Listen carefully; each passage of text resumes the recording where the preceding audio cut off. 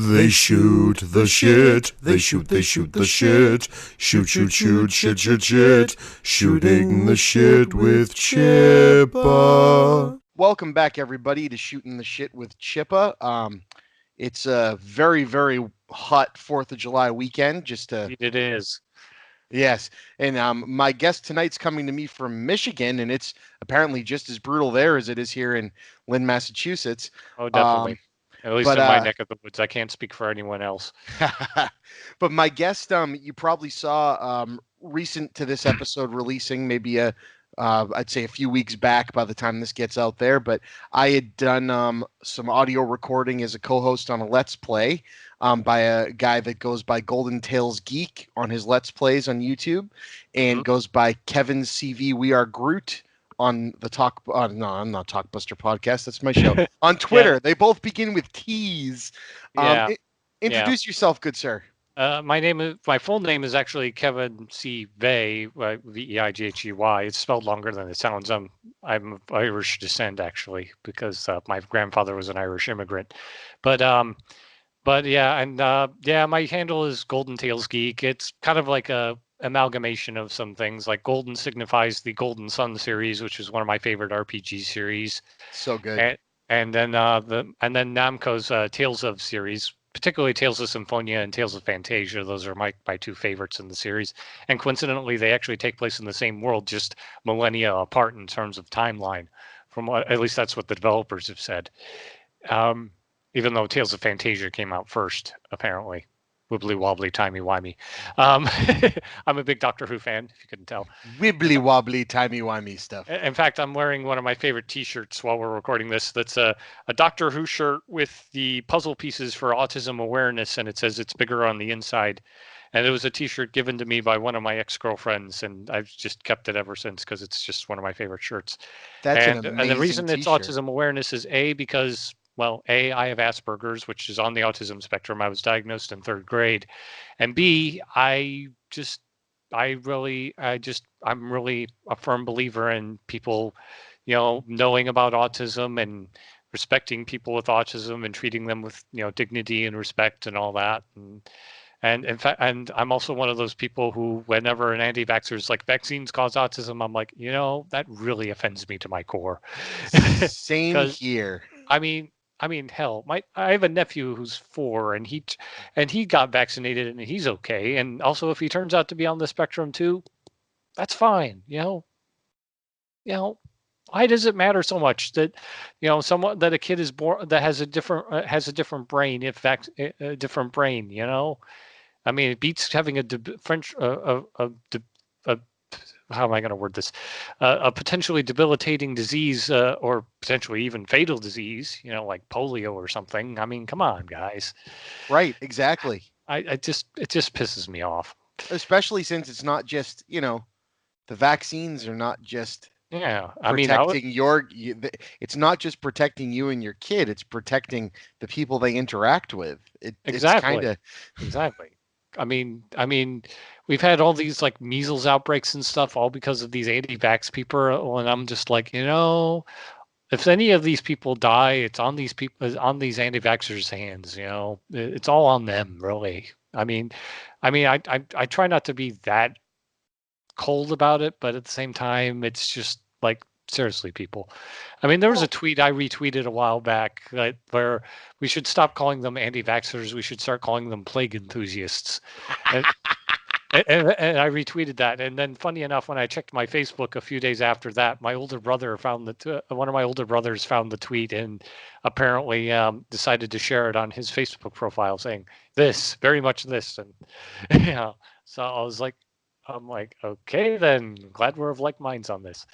So as a parent of as you probably saw, because earlier tonight is when I tweeted my little takedown of some anti-vaxxer people that really upset me.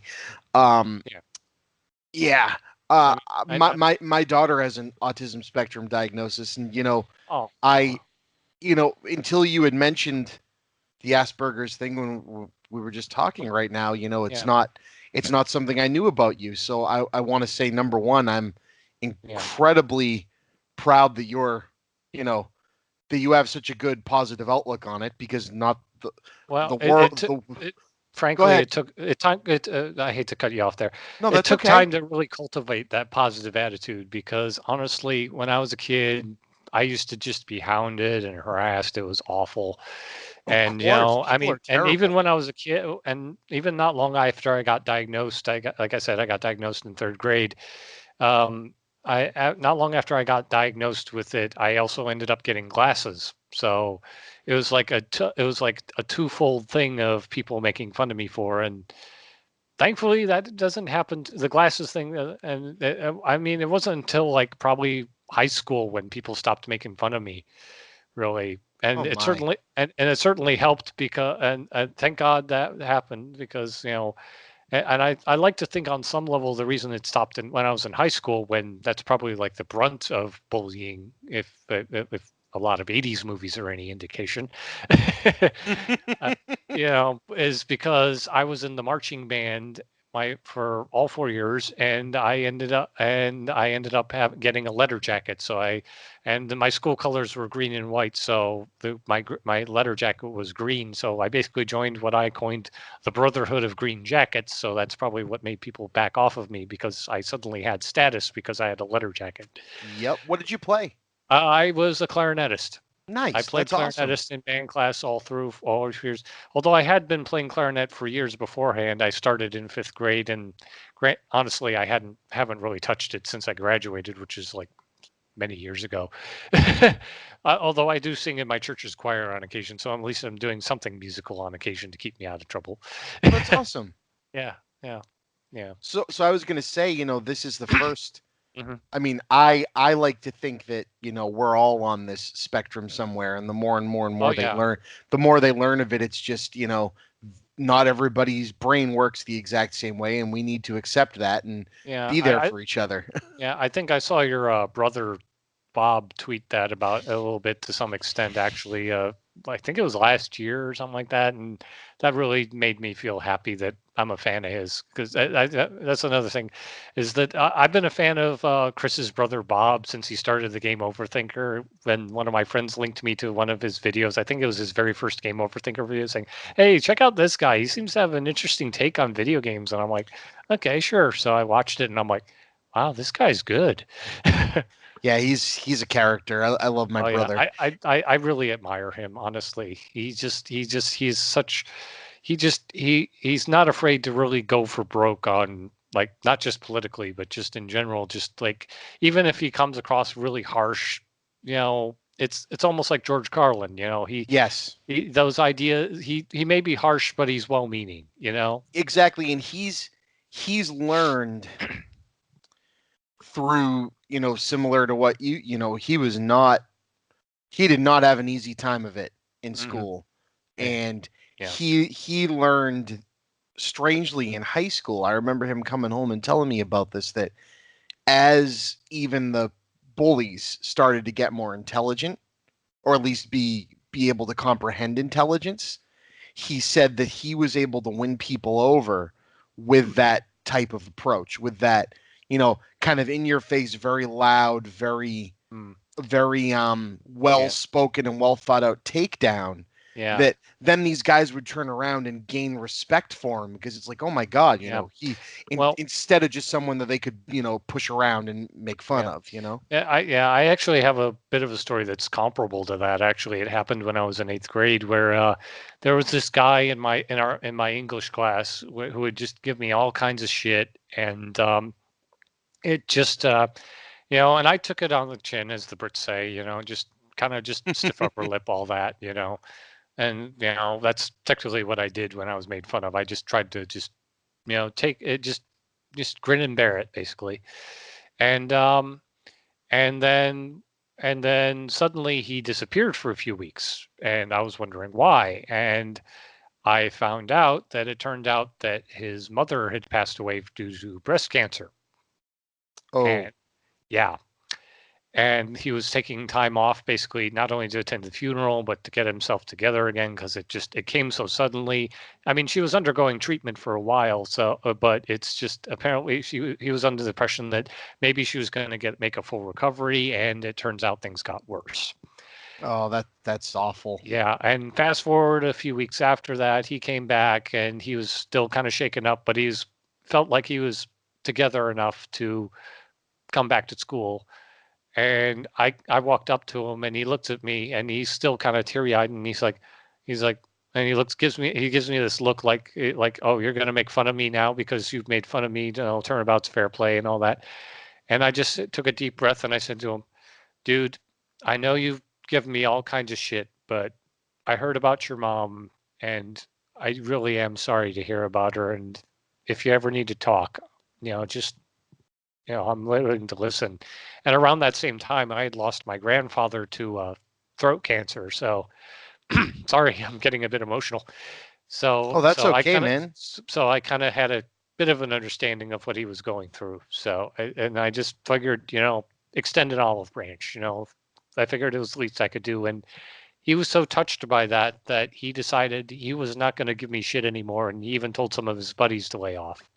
That's So, great. See, yeah, it I it haven't heard from him since, because we went to different high schools after that. But I hope he's carried that with him for the rest of his life, because honestly, I just, yeah, I just because if I feel like if I could make a difference in at least one person's life, then I'll feel like I can leave the world better than I entered it. that's all we can do, right? Exactly, exactly. So I was gonna say, talking to someone for the first time on this that I know openly, gave me that insight into themselves. You know what Mhm. I mean? That you have Yeah, this I'm diagnosis. very open. I'm willing to share if I feel like I can trust No, I somebody. appreciate it So, because yeah, it's actually making me pretty emotional because as a parent, you yeah, know, that's one of those things, especially you and I and our parents grew hmm up in the society that bred bullies like that, right? That doesn't understand, that wasn't willing to yeah. understand. And so Yeah, you're my dad's my dad has been working to understand things a lot more lately in terms of like the that's spectrum, great to and hear. especially consider. I mean, he never bullied anyone. He's a very good-hearted guy, but it's just that he probably witnessed a lot of bullying and stuff when he was growing up towards people like me. And I think no, lately with my nephew who's 4, coming into our lives, he's 4 years old and everything. He's probably been a little more trying to broaden his mind a bit more in case it turns out that Cormac, that's my nephew's name. Uh, Nice. yeah, it's a Irish name. It's Yep, something my brother insisted on. It's it's a great not very, name. yeah, it's not very common here in the U.S., but it's very common in like Scotland and Ireland. It's So very common around here where I am really, because we have a wow, very very heavy Irish immigrant population, especially in South awesome. Boston. Yeah, and his middle name is Arthur, so yeah, he's got a very Celtic name, and Yes, he does. it's after, and funny enough, he was actually born on St. Patrick's Day. Oh wow, so he's all set. So what I Oh, was going to say is, his 21st birthday is going to be very interesting. so what I was Okay. going to say is, Yeah, to sorry. talk Go on. no no no talking to you and hearing you, you know, doing so well, not that it's that thing in your brain, right, Mm, that as a parent just makes you go, everything you've learned that society has told you says that my daughter is going to have such a hard time of it. And hearing you and like kind of making acquaintances, making friends, I'll call it, over this thing, and talking to you the second time, yeah. it's making me smile and making me really happy because I'm I'm thinking of my daughter growing up and having a similar It's giving you conversation hope to for her this. future, basically. And not that I don't have hope for it. It's just I It makes you more I'm optimistic. I'm having this vision that she could be having the same conversation and understand herself as much as you understand yourself. Yeah, it took And time for me to really understand myself, honestly. it makes me really I'm happy, still man. working on understanding myself more now, especially since I've been actually seeing a therapist for a while, honestly, due to some personal issues that have been bothering me for a while, since before my nephew was born. But my nephew was kind of my inspiration to try to be better, honestly, I because love hearing that. I mean, I was dealing with a lot of shit, and it was like, see, it involved someone who used to be my friend, who I felt I could trust implicitly, and it turns out he wasn't that trustworthy. So Sorry to hear that too. yeah, I won't go into too much detail because I've more talked about it at length with my therapist about it, really. But he was just a real asshole, and but yeah, and it's been enlightening for me to learn more about myself and how I can be better than him. And to some extent, I feel like I am better than him because I'm actually working on getting the help I need. Last I heard anything from him, he's still just hasn't changed a bit, really. Although, because he tried to email me like a few weeks ago, and I was just like, whatever. Which I consider which I actually consider progress, because for years, whenever he tried to contact me through, whether it's through a friend or whatever, because of the crap he put me through, I hesitate to word it like this because I know some people discount it as an actual term, but it kind of triggered me to the point where I almost was ready to have a breakdown, because I'm like, why is he contacting me? Why can't he just leave me alone? Ah, I get you. And the fact that I was feeling like indifferent to it the last time he emailed me, which was like a couple of months ago, I was like, oh wow, I've actually made progress. That's awesome. So that floored me. I had that realization, and that's when I realized I'm actually making headway on this, because I wasn't sure how much the therapy was helping until that moment, really. Honestly. Right, and that's how that kind of stuff works, right? Is it? Yeah, it's just I had that, and I even mentioned it that to my therapist, not long after that happened, and she was like, "Wow, that is great that you realize that," and they realized that, and I'm like, "Yeah, I know." It was just a really surreal feeling. It's very important to know that just because the rest of the world doesn't think that the things that, and I'll use the word too because I believe in it, the things that trigger you personally, or the things that affect you, or the things that weigh on your head, just because they might not seem important in the grand scheme of the world to everyone else, doesn't mean that they can't take you over. And it doesn't mean they're not important to you as a person. And you need to be able to work through them. And that's why I think people that work in therapy and in psychology and everything, just more power to them. I agree. I agree. To be able to not take that home with them at the end of the day. I mean, Jesus Christ. It also kind of makes me wonder how certain actors who play like really nasty, vicious, just utterly repellent characters don't take that home with them when they go home to their families. It just floors me although sometimes it floors me just how certain actors will turn around and just give this look, and you just know and they just exude the evilness. You just see that they're evil, and you just wonder, how do actors do that? Just convey the evil of the character without just saying a bit of dialogue. You just see it in their eyes. I'll give you an example. There's an episode of Doctor Who, and I'm going to delve into spoilers if you guys haven't seen this episode. So fine with me. It's the episode Utopia from David Tennant's run back in 2007. Yeah, 2007. Oh, I may have seen this one. Yeah, it's the one. And there's this character he meets, played by the great Derek Jacobi, one of England's finest dramatists, who plays Professor Yana. And it turns out that Professor Yana is really the Doctor's arch nemesis, the Master. Except his essence has been sealed away in a little pocket watch thing. And at one point during the episode, the pocket watch opens, and he becomes the Master again. And he turns around, and you just know he's become the Master. That Professor Yana, as it was, is dead, and that the Master is now in control. And he turns around, and he just has this just evil look on his face, just the look in his eyes, and I'm just like, fuck. Yep. How do actors do that, especially actors of his caliber? It's just stunning. And I actually watched the behind the scenes stuff of that too, and Russell T Davies, who was the showrunner at that time, even talks about that too, saying just like when he turns around, he's turning to that. How do actors do that? I wish I knew how they do that, because it is stunning. Because originally I had a bit of line written in there to say I am the Master and stuff, and he just didn't say it, and he just had that look in his eyes, and they kept it like that because it worked. And it's just, and I'm wondering the same thing, because sometimes the actors just do so much with so little. It's just, especially when they're British, it's just unreal. It's amazing, when you get an actor that just fully gets it. Yeah. on an episode of this show, I interviewed my friend Ryan, Uh-huh. who from elementary school, right? Who it turned out had disappeared for a little bit and went to Hollywood on like Uh-huh. a whim. He worked with a buddy of his on a YouTube channel, and the two of them ended up making movies together. And they got a gig making this movie called Arctic, which just played in theaters in February. I think I've And heard this movie. yeah, I've been meaning to see it. I've heard good things, right. especially I think I saw your brother's review on it too. It was mine actually. Oh, You I might have seen because I was oh. Maybe he did it too because I was telling him I could about swear it. I saw it on like Geek.com back when he Oh, was still so cool. when he was still working for them. I subbed to Geek.com because he was doing movie reviews, really. Yeah, But me too. although I do still watch some of their output now, but it's just I mostly watched your brother's reviews because, Yeah. like I said, I've been a fan of his for a long time. Oh no, dude, I get you. Me too.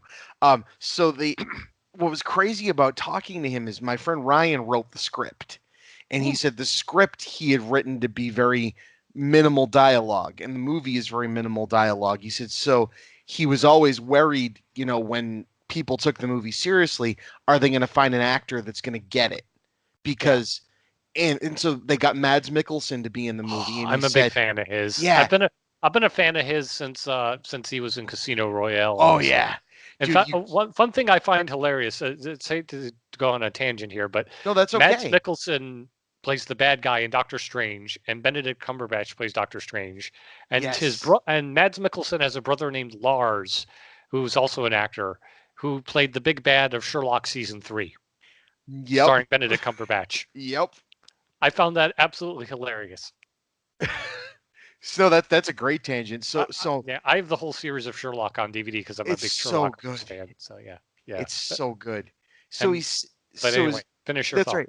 That's right. So his director and writing partner friend, they had heard from Mad's agent that he wanted to be in the movie, and this movie it skyrocketed into production. Like it went really quick, and he had a 20-minute Skype power. Yeah, he had a 20-minute Skype phone call with Mads.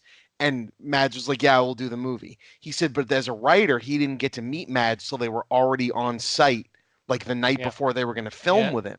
So he goes, I go out to dinner and get to meet Mads Mikkelsen. He comes over to me and has 2.5 hours worth of notes that he wanted to go over with me about the character. He says, this is a character that maybe has 10 total minutes of dialogue in the whole movie, and the rest of it's just description. And he said, oh my God, he gets it. Like, this is going to be friggin' awesome. One of those actors who really does his homework. And he said, so he's here describing the backstory of my character that I never wrote down on paper, and he 100% was spot on with what I had envisioned. He said, how does that happen? Yeah, I mean, there's some actors that just instantly get a character, like even if it's like something that they create from whole cloth, like when I actually heard it reminds me of a story that I heard once about that Stephen Moffat talked about, and who was the showrunner of after Russell T Davies on Doctor Who, about why they had to do the War Doctor storyline in the day of the Doctor 50th anniversary. And it turned out it was a contingency plan because Christopher Eccleston, the Ninth Doctor, had passed on being in the 50th anniversary because he wasn't available to do it, due to scheduling, and also he just didn't feel comfortable playing the Ninth Doctor, anymore or something like that. At least until Big Finish decides to tap him for some full cast audio plays. We'll see. I still have my fingers crossed for that. That'd be awesome. Yeah, and Chris Eccleston is great. Even in his lesser roles, like that character in Thor: The Dark World, he's just incredible. But anyway, my friend showed me his first episode of Doctor Who, and that's the first episode of Doctor Who I had ever seen, and it's what got me into the show. Yeah, and it was the pleasure to meet you. I became a fan around the time David Tennant played the role, but I did go back and watch Eccleston and just fell in love Eccleston, with his the first scene between him and his companion. Pleasure to meet you. Run for your life. Nice to meet you, Rose. Run for your life. Run for your life. And I was like, that's amazing. I actually have the novelization for that episode because that was written by Russell T Davies himself. And there's some differences. Like there's some parts of the story that are a little more graphically violent than was shown on screen because, it's prose. But and there's certain bits, and I just sometimes when I'm reading the Doctor's dialogue, I can hear Eccleston's voice in my head just reverberating in my head, and it's just here delivering these lines, and it's just so, it gives me a thrill, honestly, reading them. And yeah, he was fantastic. Yeah, well, that was his catchphrase, but but anyway, and it was a contingency plan that because he was basically thinking, oh shit, Christopher Eccleston has passed. What am I going to do? And then he mulled it over for like a couple days, and then he contacted one of his producers and said, okay, I have a terrible idea. You're probably going to say no to this, but I've got an idea of what we can do for the 50th to cover for the fact that Chris Eccleston doesn't want to be in it. We'll introduce a doctor. I'll rewrite the ending to like the episode that wraps up season 7. The name of the Doctor, I think it was called. And we'll to introduce a Doctor we've never seen before, and he'll be played by like one of the most famous actors in the world, like say John Hurt or something. And he just spitballed John Hurt as an idea, and they decided to offer the role to John Hurt himself, and he was like, "Yeah, sure, why not?" Or maybe I should do my John Hurt impression. Yeah, sure, why not? I do a really decent John Hurt impression. I've been watching John Hurt since I watched him on Jim Henson's The Storyteller as a kid. So wow, that voice of his is I've heard it so often that I'm able to, and it helps that I'm still a little bit sick, that I can really get the graveliness of it down pat. Yeah. Well, this has all the makings of your lucky day. That's actually damn good. Yeah, thank you. It's taken a lot of practice, I will say. Although sometimes it used to hurt after a while, but now it doesn't hurt quite as bad because my throat's used to it. So, and also his performance in Hellboy, I think that's one of his best performances, especially at the end,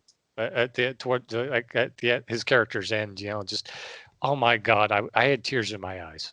It was beautiful. Such a perfect casting job on him in Hellboy.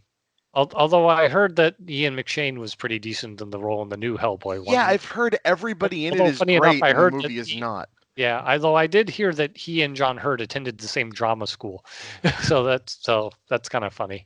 There you go. Out. It's almost like 6 Degrees of Kevin Bacon shit or something. It's kind of funny. Yeah.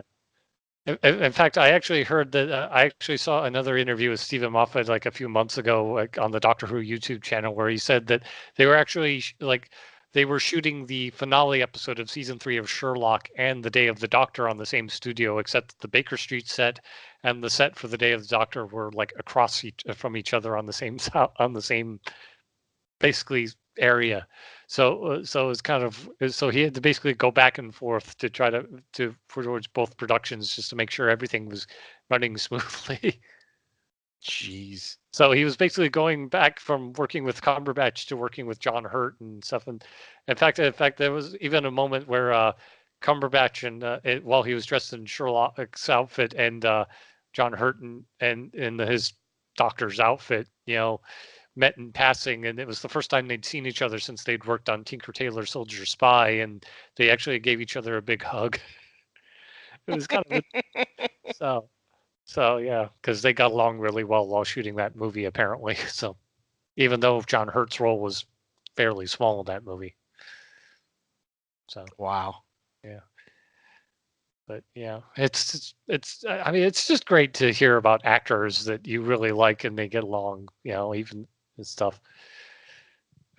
So, and John Hurt, even before he died, actually did some audiobooks for Big Finish. He got to play his doctor on audio, which was great. I mean, and he actually wanted to do more after he had recorded what turned out to be his last one, but he passed away before that could happen, sadly.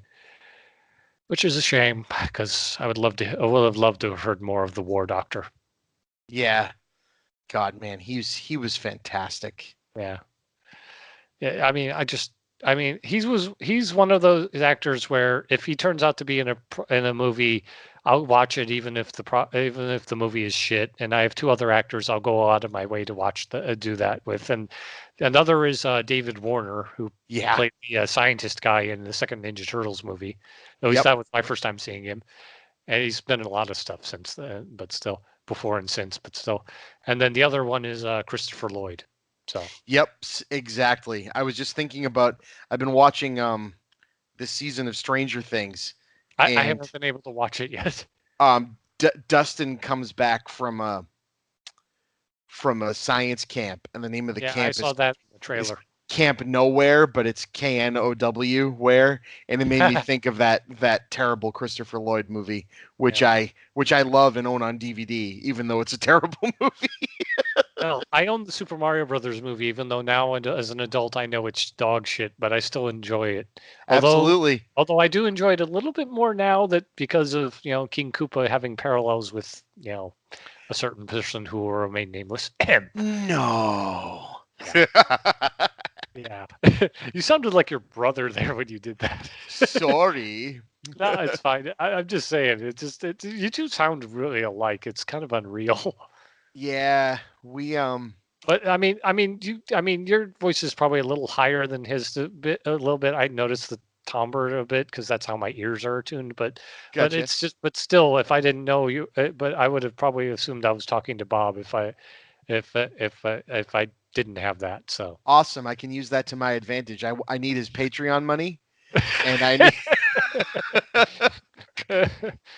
I've been actually mulling over getting a Patreon for my YouTube, but that'd be awesome. But I don't know how many people would contribute to me because I don't get a lot of views. Not that it matters because I'm doing YouTube as a hobby, really. But well, if you do it, let me know. I'll hawk it around.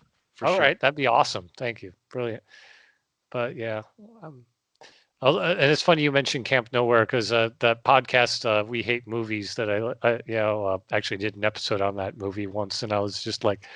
And I'm like, wow, this movie really was bad because I remember actually kind of enjoying it when I was a kid, but now, and I thought maybe it was still good, but then hearing them just basically just riff on it, I'm like, yeah, you're right, this isn't that good.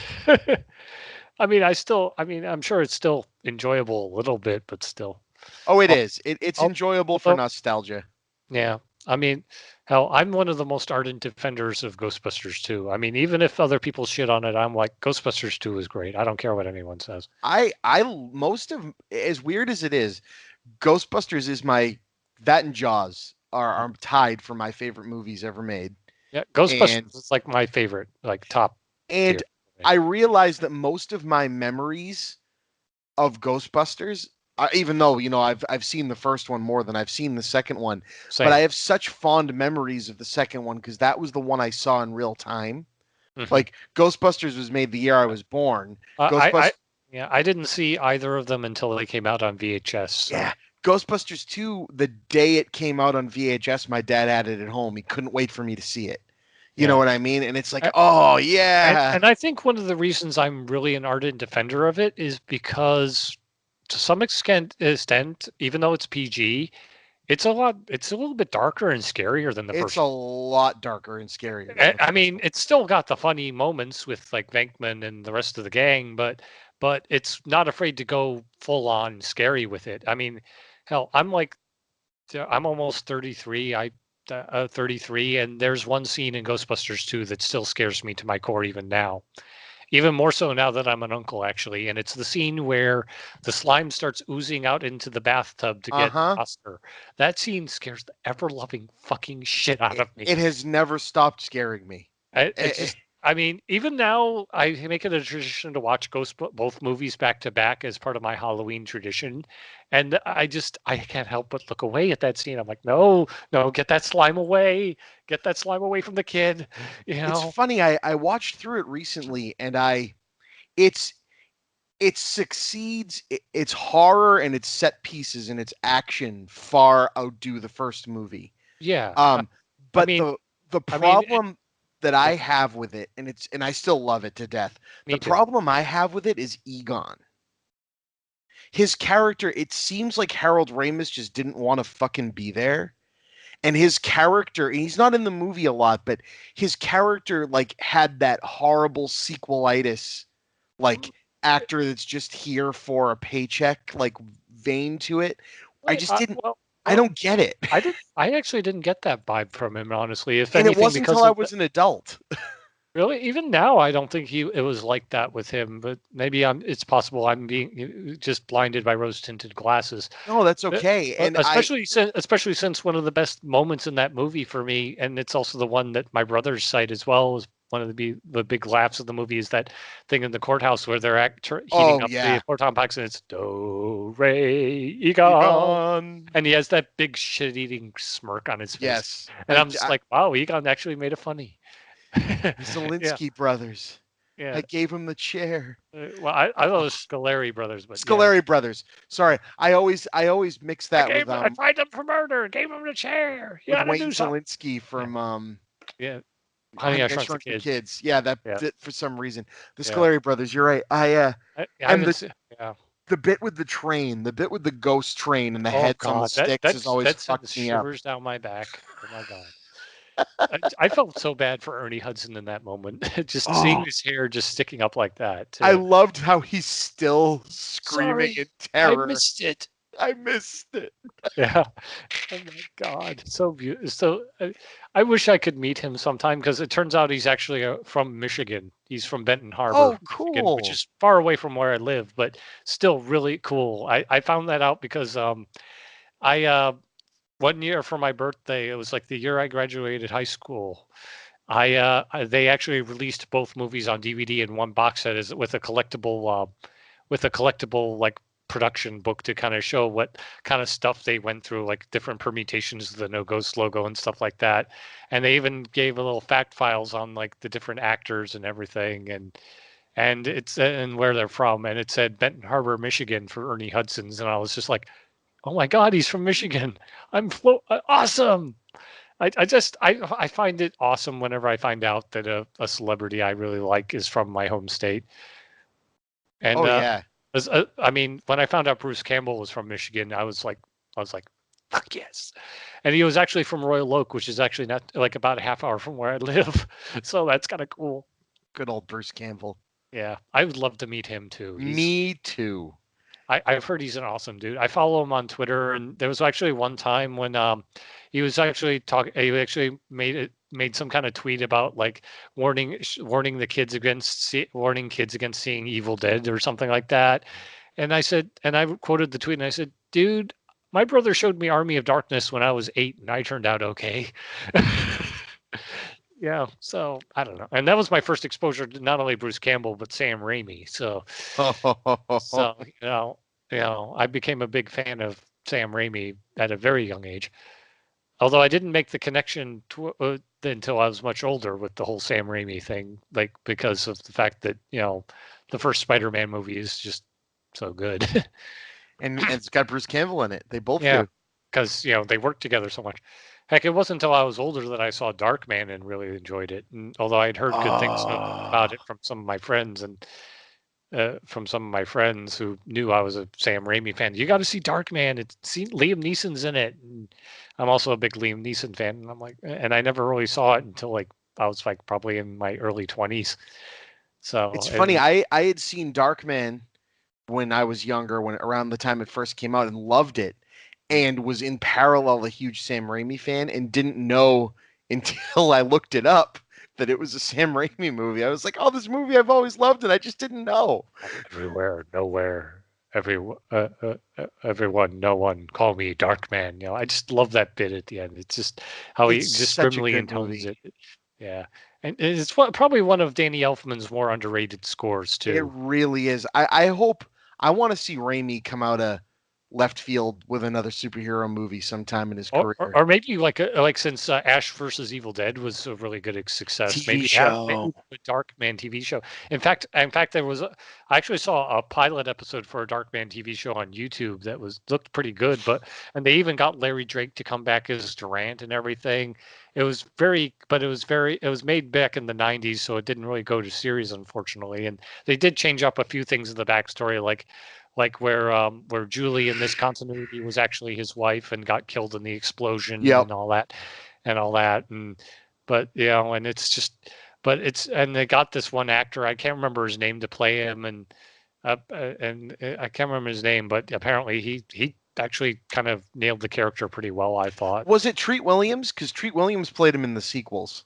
No, it wasn't actually. One didn't Treat Williams who played him in the sequels. It was Arnold Vosloo, but yeah. No, Arnold Vosloo was number 2 and Treat was number 3. No, I'm Arnold pretty Vosloo sure. Was it into Arnold Vosloo in both of them? Yeah, it was. It was in both of them. Am I losing my mind? I'm losing my mind. That's okay. Yeah. In fact, although I didn't even realize that when I saw the sequels until I saw his mask, I'm like, wait, it's Imhotep. You're right. It is. Arnold Vosloo was in. Treat Williams was in the sequels to Darkman the 2. Principal or whatever. Or those Yes, movies. he was. And let's see. Or something like that. I haven't seen the Principal in a long Yep. time. No, you're right. You're right. It was Arnold Vosloo in both of them. I'm a walking IMDb sometimes. I can't. No, that's okay.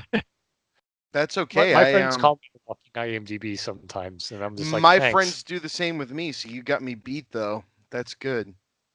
Yeah. Of course, they also call me a walking player's guide for Chrono Trigger because I've just got that game so embedded into my psyche. God, Chrono Trigger, so good. I've been actually one of my favorite YouTubers, Sugar Conroy's been doing Chrono Trigger for his latest Let's Play, and I'm just like, granted, he's doing the DS version, and that's fine, but I feel like, I actually kind of like the version that's on Steam, even though it has its problems. But I understand why he picked the DS version because it's got a little more content with like a bestiary and stuff like that. But still, but yeah, Chrono Trigger went on Steam a while back, so that was the one you were telling me got stretched, right? They kind of reformatted it to do a 16:9 format, and I think it works, although some people disagree. Although they did change up like the overworld sprites for each of the characters to kind of make it a little more obvious that it's like Chrono, Luca, Marl, etc. Too. So I know that was the first thing I noticed when I played the PC version is that the overworld sprites looked totally different, but I was still okay with it because it was still the same game to me, regardless. So I'm very easygoing when it comes to remakes and stuff like that. I mean, the only exception where I actually preferred the original over the remake was I actually prefer the original N64 version of Diddy Kong Racing over the DS version. So they did Diddy Kong on DS. Yeah, they did Diddy Kong Racing on DS, and to me it wasn't as good. Although some people probably, I just it just didn't feel as good because like they actually had to change out some of the characters from the DS version because of rights reasons or something. Yep. Because Rare was owned by Microsoft at that time, so when they made it, so I loved Diddy Kong Racing, and I played the hell out of it with my best friend when we were in middle school. So. I liked that like HUD world like thing they had going, and I like that they did that in the Crash Bandicoot ripoff of it as well on the PlayStation. The Crash Team Racing, which they recently. So they actually also had because of things being a little because of it might be construed as racist nowadays. They didn't have the elephant from Diddy Kong Racing talking like this all the time. Oh, that guy. Yeah, I can't remember his name. I want to say it's Raj, but I'm probably wrong. I can't remember his name. It could be. Although they did make him a playable character in the DS version, and he actually comments when he's like, "Why am I talking to myself? This is weird." So they at least had a little bit of developers' foresight there, which is kind of funny. It's awesome. Yeah, so that's one thing I will give the DS version is that little bit there, because I love it when the developers do stuff like that, like little weird moments like that. There was a cell phone remake of the Oregon Trail. Oh, really? And there was a incredibly it was really well done. It was like one of those like pay to play games that they do, yeah. but they did a free game model. Yeah, but they did a really good job with it. Like it was very well done. Mm-hmm. And they had a lot of fun because they annotated it, so they had like voice work in it. Ooh. And they had a character that anytime you would go for like provisions, it would randomly like have things like a chocolate cake, which wouldn't have been there. And you try to select the chocolate cake and it disappears and the game says, sorry, the cake is a lie. And I'm like, thanks, Oregon Trail. Thank you for that Portal reference. Yeah. How postmodern. There's actually there's actually a game that's on Steam. It's also like probably available elsewhere called Oregon Trail, which is like the Oregon Trail, but it takes place during a zombie apocalypse. I'm all for that. It's actually really good, and it even has like a DLC for it that like expands it a bit and stuff like that. It's probably really cheap now since it's the Steam summer sales going on now as we're recording this. But it's I played it a little bit and some. It's fun. It's really fun. Do you And remember there's the even an achievement you can get for one of your characters dying of dysentery. nice? Do you So, remember the zombie themed Amazon? I think it was Amazon that was around for a while as a joke. I think so. So I don't. It was either Leave- Amazon or Newegg, but I'm pretty sure it was Amazon.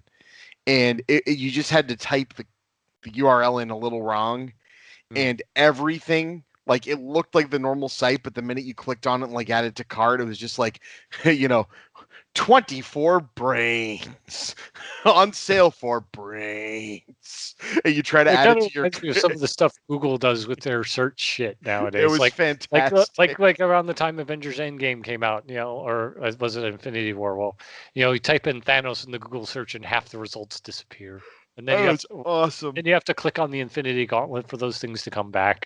I loved the Captain Marvel website done in early internet. Oh, like, that made me laugh so hard because I remember when websites were that sucky. oh, me too.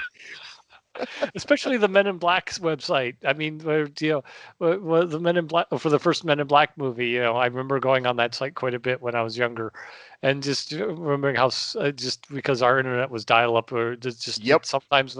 And when you leave the site, you get neuralized, and just seeing the neuralizer just slowly move up, and then the slow flash, and everything. It was so crazy. I really love that they played up the '90s bit thing of Captain Marvel. I loved Captain Marvel. That movie made me so happy. Especially that bit at the end where she basically just blindsides Jan Rog, I think his name was. Yep. She was like, "I've got nothing to prove to you," and I was just like, "Yes!" And I just really related to Carol in that moment because part of me wishes I could have done that to that guy that was giving me all that shit, just blast him with something to get him off my ass, because he was all awesome. Towards the end of our friendship, he was kind of like Jan Rog in that he was like, "I want you to prove yourself to me, Kev. I want you to prove yourself." And I'm oh yeah, gatekeeper friends, huh? Oh yeah. He was one of those people who was convinced that Olivia Munn was a fake gamer girl. Oh crap. Okay. And I was trying to be like, dude, no, she wrote a book on Wonder Woman. She's a real geek, and she's like, no, she blah, blah. Yeah, I know a few people that think that way too. And I was just like, no. I mean, if Olivia Munn was a fake gamer girl, like fake geek girl, would she not have requested her outfit to be more comics accurate when she played Psylocke in X-Men Apocalypse, as turgid as that movie was? I think it was kind of turgid, frankly. I mean, there are parts of it I like, but no, I hated it. I don't hate it, but it was a slog for me, and it's a shame too because I still kind of like the first two X-Men movies, and Bryan Singer too. too. Yeah, although, I feel a little uncomfortable liking them now in light of the things that came to light about him. I even feel a little less comfortable liking The Usual Suspects because of it. Well, think about it that way, right? The Usual Suspects has the 1-2 punch of Bryan Singer and Kevin Spacey. Oh Lord, I can't even enjoy A Bug's Life anymore because of Kevin Spacey. Right? I loved Kevin Spacey for years because of that movie. Oh, he was one of the most beloved actors working. I loved him as Lex Luthor. I thought he was one of the best Lex Luthor. I actually really like that Superman. Broke my heart. Despite I stopped following him on Twitter after that shit came to light because I was like, I can't follow him in good conscience anymore. Bryan Singer, so after seeing the second X-Men movie, my friend had gone out to USC for college and came back and was talking to us, and she goes, "Oh yeah," she goes, and this was a while ago. This was just after the second X-Men came out. Yeah. So she was like, "Oh yeah, Bryan Singer, yeah, no, complete fuckhead." And I was like, "Oh really?" She goes, "Yeah, I got to meet him." She goes, "He comes to college parties and roofies young dudes." Oh Christ! And I'm like, "Oh, that's great." And so it's wonderful to hear that all of that is 100% true, but the guy just still fucking gets away with it, and it's gross. I know, it's disgusting. I mean, it's And appalling. it's At least like we're trying to hold these people accountable now, so there's not really a place yeah, to and hide. it's a If the internet's problem. doing something good, it's that. And it's a problem that, it's not just it's not just the straight men's club. It's just the men's club. They're all freaking scumbags. It Well, doesn't matter. It doesn't matter which yeah, direction they go. They just yeah. treat people like shit, and it's I mean, and it's worse. It's worse for for the people like who are who are gay in doing this because the other people who are gay don't want to be tarred with that brush because right, of all these people saying, "Oh, gay people are just pedophiles," right. and these people are not, and these other people who are doing that shit aren't helping their case, Yeah, yeah. and it's It's so all disheartening. it's I all mean, fucked up. I have some friends who are gay, and like my friend John, and he's just been totally and he's been given shit because people think he's gonna mess around with their kids or whatever, and it's so disheartening because because he can't refute it to fully refute it because of people, the famous people pulling that shit. Right, the people and that's the It's thing that so everybody upsetting. latches onto. Yeah, yeah. Heck, I mean, speaking of friends who are different, I've had a friend of mine who I'd known since we had met in eighth grade, but we became really good, like close buddy, like best buddies in high school. We were in marching band together and all that. He was in low brass though. I was a clarinetist, as I mentioned before, probably before we started recording this. And he and I were just really best buds. Well, and I say he because that's how he was at the time. And he, like a few months ago, they well, now she messaged me to say that I don't know if you're aware, but I'm transgender and I'm transitioning male to female, and I'd rather you address me as she now, and this is the name I'm choosing to go by now. And it knocked me for a loop, honestly, because I wasn't expecting this. But I said to them, okay, I expect you, but I appreciate you telling me this, but at the same time, I expect you to be patient with me because I might slip up. Hey, there's nothing wrong with being upright and saying that, and Because congratulations to them for wanting to come out and, you I mean, know, and tell everybody about it. well, it was more he was, well, I Yeah. forgot, was telling me this because we'd known each other for such a long time, and we were best buds for so long that they felt they could trust me with that information because they hadn't really told anyone else yet. Yeah. And I actually kind of felt kind of humbled that I was the first person they told. So That's awesome. I have a friend at work who's in his 70s, mm, and he officiated a wedding 2 years ago hmm from a friend of his from high school who just within the last 10 years transitioned male to female. And the crazy thing with this situation is this guy is not the kind of person I would have expected just from knowing him. He's a Republican, yeah, a bit of a Trumper. You know what I mean? Has yeah. has has changed his tune on that, thankfully.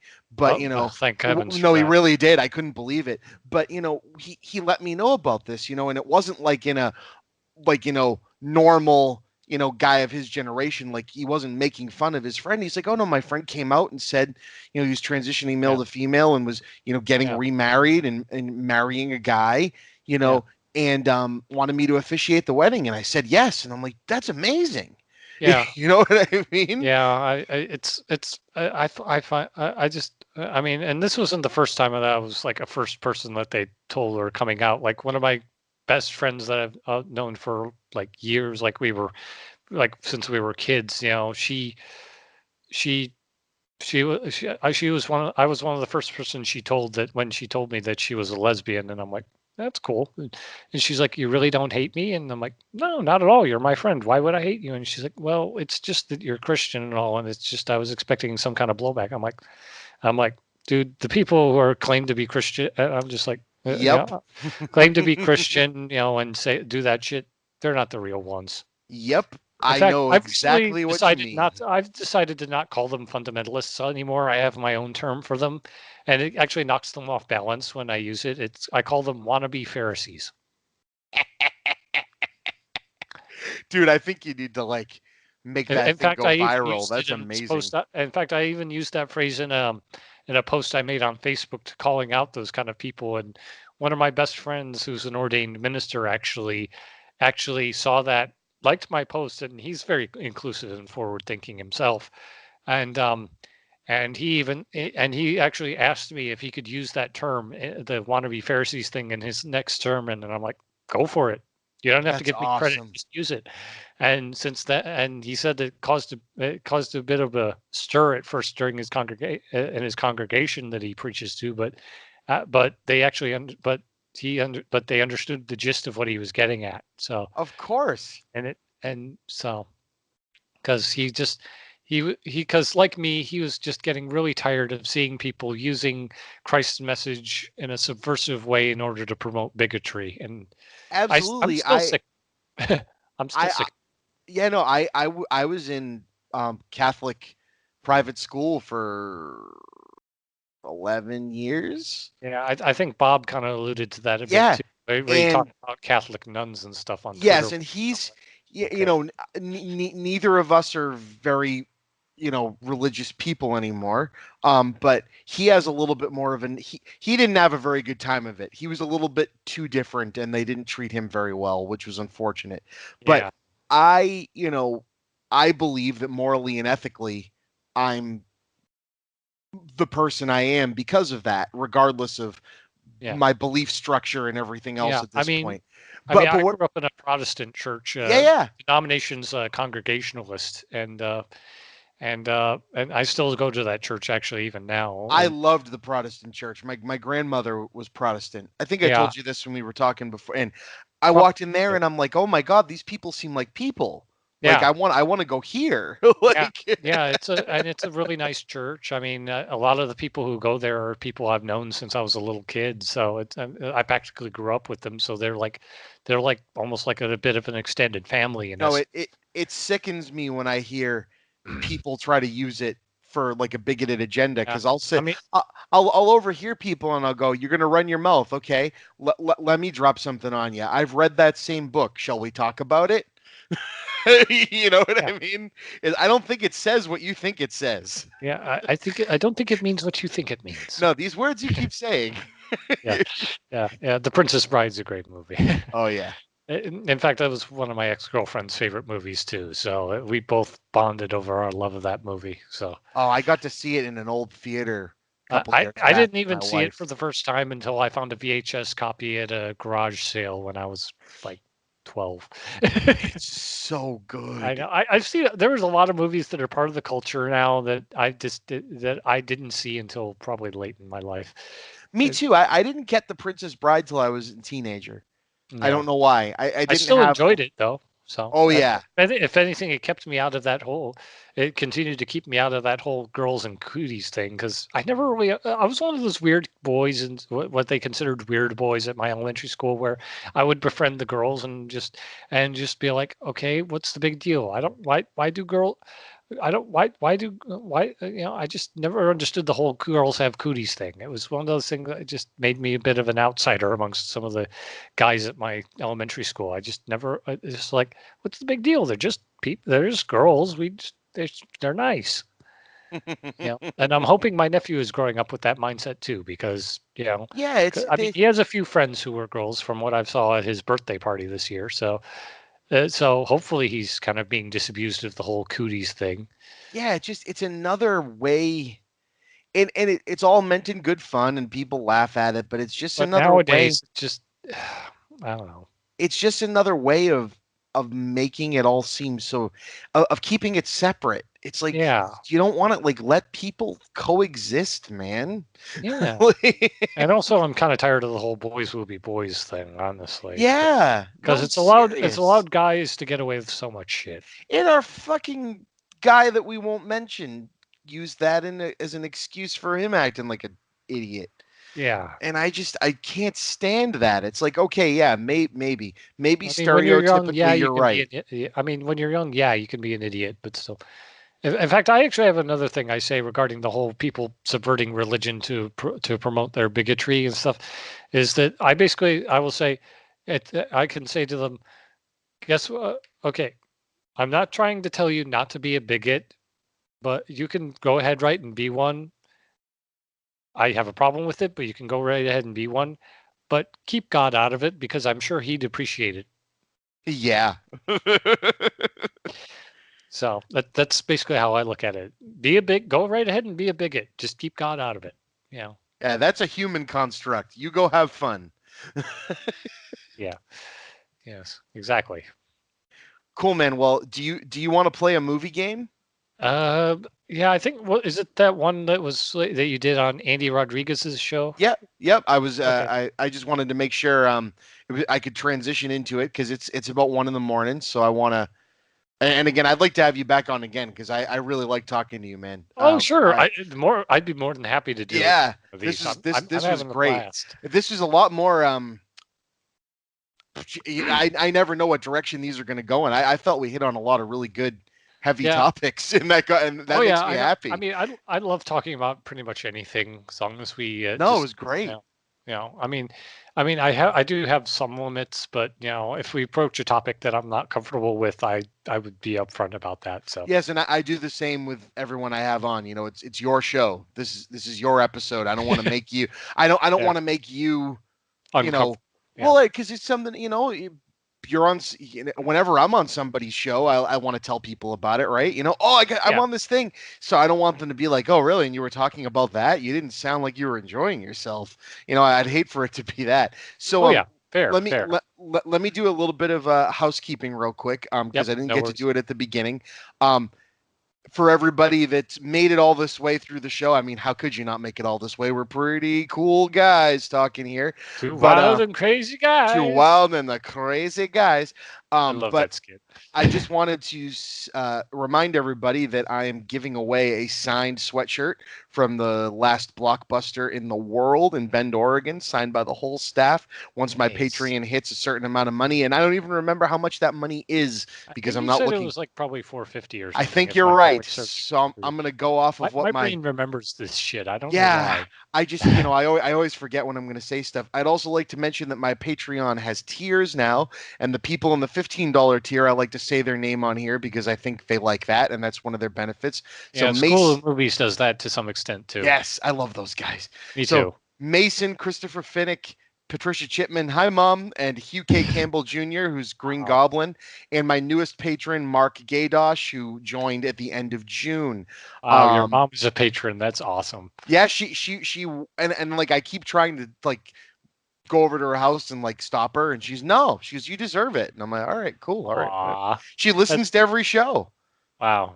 She doesn't mind then she doesn't mind the swearing, right? No, she thinks it's hilarious. Okay, good. Okay, I good. mean, think about this. She Because sometimes I've had to tone down my language a bit.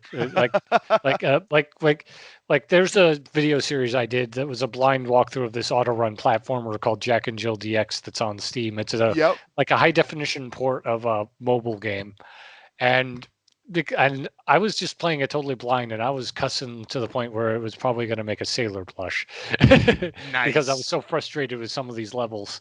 Well, did you ever see my brother's review of Pixels? Oh God, yes. So In did fact, one of my good friends on Facebook, Rick, actually posted the review on to his Facebook saying, "Wow, I've heard of people getting vitriolic on at movies, but this one is just insane." And I was just like, "Oh," and that's when I knew that Bob has gone viral. That one of my friends has posted one of his videos on the his new Facebook, the and I New didn't post it on, York and I didn't even share it either. I just figured, I figured, I'm just going to watch the video and enjoy it. But the fact that I saw one of my friends post it, knew that this was going to get legs. the New Yorker wrote an article about it.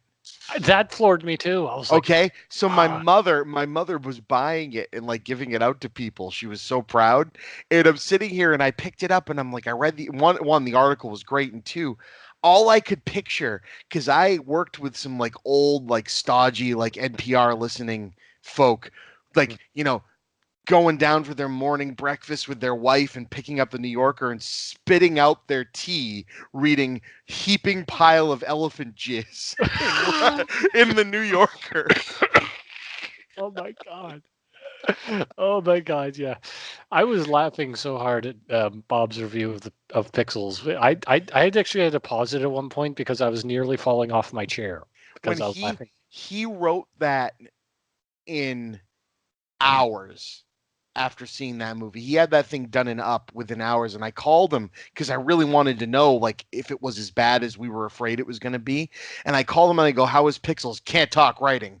And I went, "Dude, just can't talk writing. Need right now." And then he sent it to me. As it was posting, he sent me a link to what, and I watched it. I'm like, "That bad?" He goes, "You have no idea." He goes, "I am One of my favorite scarred." one of my favorite comments on that video was like, "Don't sugarcoat it, Bob. Tell us how you really feel." I'm like, damn, they beat me to it. That's what I was gonna say. So good. Yeah, they said the New Yorker had written a man with a Shakespearean control of vulgarity. Well, that's probably one way to describe George Carlin too. So, Oh my God. in Yeah. fact, speaking, there's actually a podcast I listen to called The Todd Glass Show. That's hosted by a comedian named Todd Glass, and he has a safe word on his podcast where instead of "swear to God," he says, "I swear to George Carlin." And and the way you can tell that they're doing a bit is that instead of saying "I swear to George Carlin," like I'm going to use my safe word "potato salad" or some other thing, as a way of like saying that we're doing a bit now. Signifying it. Nice. It's a really great podcast. He gets some really great comedians, and in fact, it's because of that podcast I became a fan of a lot of other comedians like Paul F. Tompkins and Oh yeah. Oh yeah. Eddie Pepitone and stuff like that. So, in fact, whenever he has James Adomian on the show, I have to hold on for dear life because he slays me. Because Love James that does so stuff. many voices that just kill me. His Bernie Sanders is uncanny. Oh yeah. Oh yeah. No, I've heard that. Yeah, but All right. anyway, back No, to no. the movie thing. I'm Yeah, I was gonna diverting. say. I just want to finish up my housekeeping, and also this episode is brought to you not only by Golden Tales Geeks YouTube Let's Plays, which you should be watching, but also the Geeks with Shields podcast, who I've been a guest on.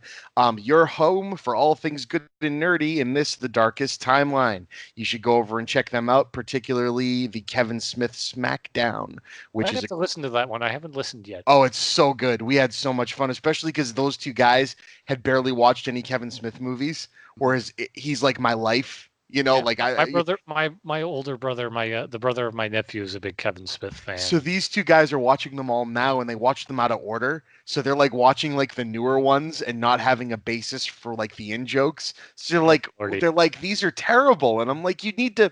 I'm not gonna get through to you. You have to invest yourself in the nuances of everything. Yeah, I mean, again, I think the only Kevin Smith movie I actually watched and kind of enjoyed was Dogma to some extent. Yeah, no, I think everybody can. That was the one we all mutually agreed was fantastic. And it certainly helps that Alan Rickman makes everything awesome. Oh my God, and Dogma is an incredibly well put together and thought out movie. Again, like from a guy who himself is a very, very, very intent church going Christian and wrote a farce. Yeah. There's nothing wrong with that. I mean, sometimes to make fun of it, the very tenets of something, you have to be inveigle yourself into it to some extent. Right, exactly. That's what I feel. But yeah, that was a really fun episode. So I'm gonna get us into right quote wrong movie, and because and even though you've heard us play, I will explain it. So please do. It might help me a bit. Yep. So have you ever played Cards Against Humanity? Oh, I play it quite a bit. Last time I'll tell. I'd hate to divert again, but there's a story, another funny story about it. Sure. My first time playing, actually, I was over at my brother's house, and I was also knocking back a Mike's Hard Lemonade while I was playing. Ooh, yeah. And it was at the time when I didn't really drink much, so Mike's was enough to kind of get me a bit tipsy. It doesn't now, because I've built up a tolerance, but still. But I still enjoy it, and my brother ended up getting the black card, and it was the general public doesn't know that the Vatican has a secret room devoted to blank, And I ended up winning the round by playing the card that read the homosexual agenda. Yep. Granted, I think it was more the booze talking when I played that card, but I still. love it. I always like blank, kid tested, mother approved. An Oedipus complex. Ouch. Yeah. Or no, that so anyway, this game is a game that my buddy and I made up like over lunch at work, and we started throwing things around with another friend in a text chain, and Nice. I've turned it into a spreadsheet. So now I've got over 300 quotes and 150 movie titles. Some of And these quotes and movies I actually recognize. So good. That was hopefully the point. The ones you sent me anyway. Yes. So you have 10 quotes, and that's your hand of 10 white cards. Okay. Just like Cards Against Humanity. But what you're going to do is you're going to use the quote, and the black card is going to be the name of another movie. Okay. And so you and I are each going to use one of our white cards to attempt to throw a quote down that either fits in a funny way or in a, tongue-in-cheek or just a dumb way. Or that a flat-out audacious way. Yeah, that will make us both laugh. That's really the whole point. that sounds pretty cool, actually. Yeah, like people love it. I'm actually I'm printing a physical version of it that I'm going to bring to my live Blockbuster that'd be awesome. show. Heck, you could even make like a PC version of it, like Brennan Floss did that user words game was exactly that he did on Steam was basically something he was spitballing with friends, and I actually one of my friends supported him on Patreon, and she actually got to bring me in as a guest as well, and during one of his Google Hangout things with fans, and he was actually spitballing some ideas about that to us, although he had to say, this is a top secret project. I don't want anyone of you to breathe the word about this, especially you, Kev, because you don't support me on Patreon. I'm like, my lips are sealed, sir. That's awesome. So yeah, he was really awesome to talk to. Yeah, he's a good dude. Yeah, I'd love to meet him just to talk video games with. Absolutely. But anyway, but yeah, and that turned out into user words. So if it turns out you could make like a PC game out of it, that would be awesome. That's good input. So I'll look into that too. So to give you examples, just my favorite example, which is what created this game, was my buddy said to me at lunch, okay, right quote, wrong movie. It's like the first day, and he popped one out and he goes, right quote, wrong movie, Passion of the Christ. And I go, oh, easy. If someone asks if you're a god, you say yes. And he just died laughing. And I'm like, all right. Nice. And then then I was like, so we're like, what else would work? Is this only like a one quote thing? And I go, no, like Titanic. I think we're going to need a bigger boat. It just keeps going, right? I heard that was actually an ad lib, and Steven Spielberg liked it so much he kept it. That's awesome. I love it. I love little throw it in moments in movies, especially when you find out there are moments like that and moments like that. I love how some of the best movies were the hardest to make.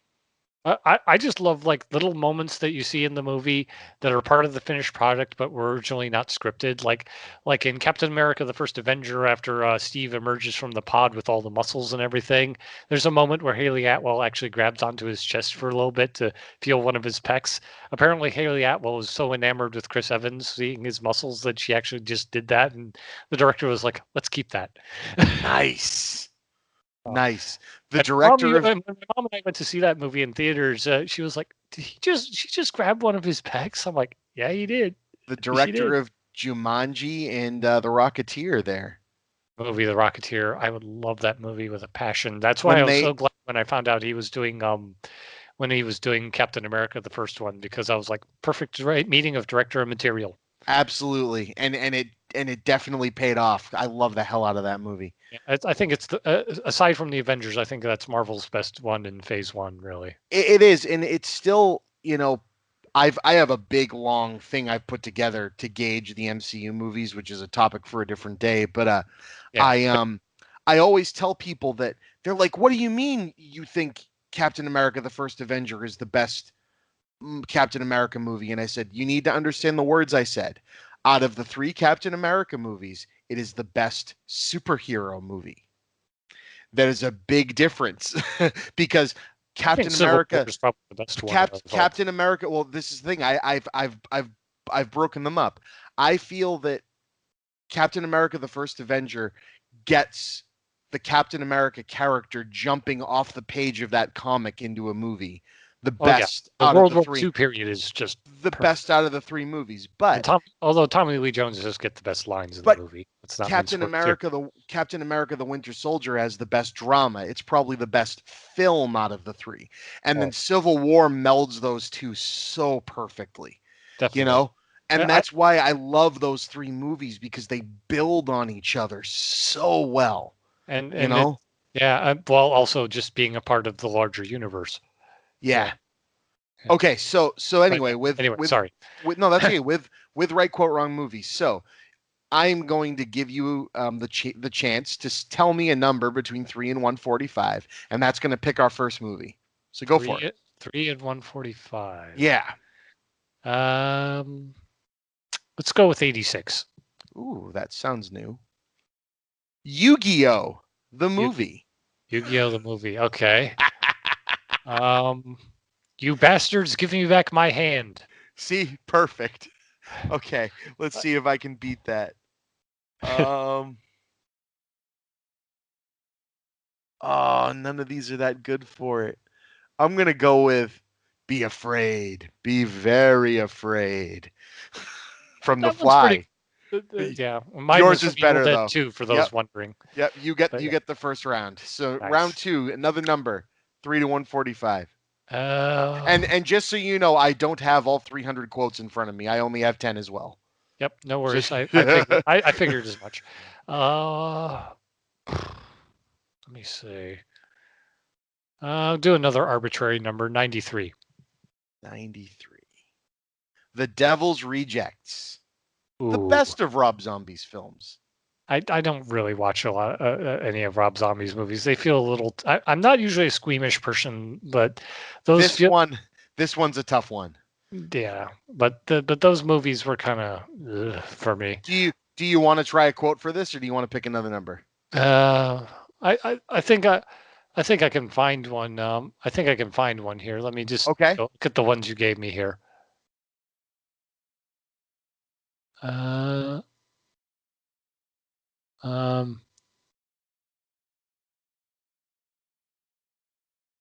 think I got one here. We're not playing together, but then again, we're not playing against each other either. It's like the Nature Channel. I love it. I'm going to go with Sometimes Dead is Better.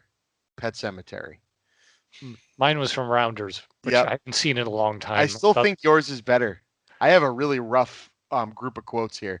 All right, one more. Arbitrary number, sir. All right.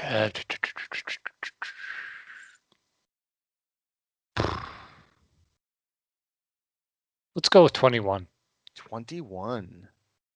Desperado. Oh, that's a tricky one.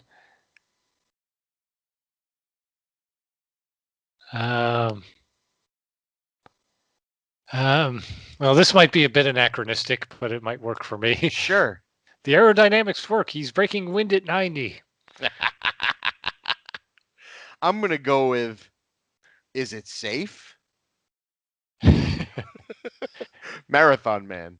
I think you took all three. I haven't heard anyone use that quote that you just used in a way that actually worked, but I get it. I don't know. It just seemed kind of anachronistic, but it kind of worked for me for some reason. So yeah, that's my movie game. People love it. Yeah, so. There's one of them I really wish I could have used, but I couldn't really find. But I couldn't. Throw it out there. But you didn't mention it. You didn't mention a movie that really fit it. It was I'm going to call her lunch. Hello, lunch. Hello. You avoid the green ones. Not ripe yet. I love that quote.